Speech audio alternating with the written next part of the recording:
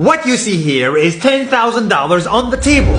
You can take this money as a loan, but I will charge you a little bit of interest rate. Like most people, you take the money and you go buy a nice car. But in 10 years, it's time to pay me back. And because of interest rates, now you owe me $20,000 and not 10. You will say, I don't have money to give you. And if you don't, I take your car and a piece of your house. This is how debt works. And after 3 years of traveling the world, I noticed that this is exactly what China is doing. For example, take the small island nation of Sri Lanka. This developing country needs money and China has a lot of it.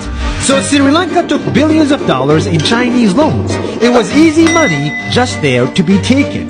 And with that, they built skyscrapers, highways, airports, and shipping ports. The country grew and prospered.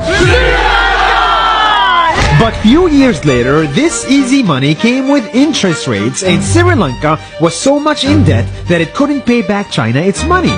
And the only way out was to give China control of what they had built. In other words, Sri Lanka lost a piece of its home to China because of debt.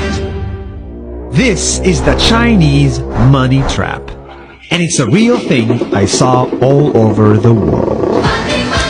In Papua New Guinea, I saw $2 billion in loans given by the Chinese to build skyscrapers, infrastructures, and ports.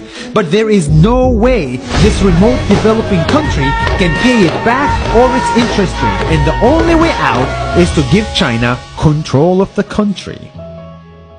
In the Maldives, Pakistan, Malaysia, Laos, Kazakhstan, Mongolia, Egypt, Kenya, and South Africa, the same thing is happening, and many countries are struggling to pay back Chinese loans. If you look closely, all these infrastructure projects like highways, ports, and bridges connect to China through the sea or through the land to form something far bigger, far more powerful than just a bridge. A new Silk Road.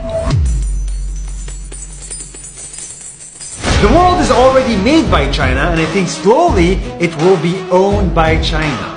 Don't get me wrong, building bridges, ports, highways, and airports is a great thing for the people and the country, but they come at a very high cost. And when these countries can't pay back the loans, these countries will lose their homes.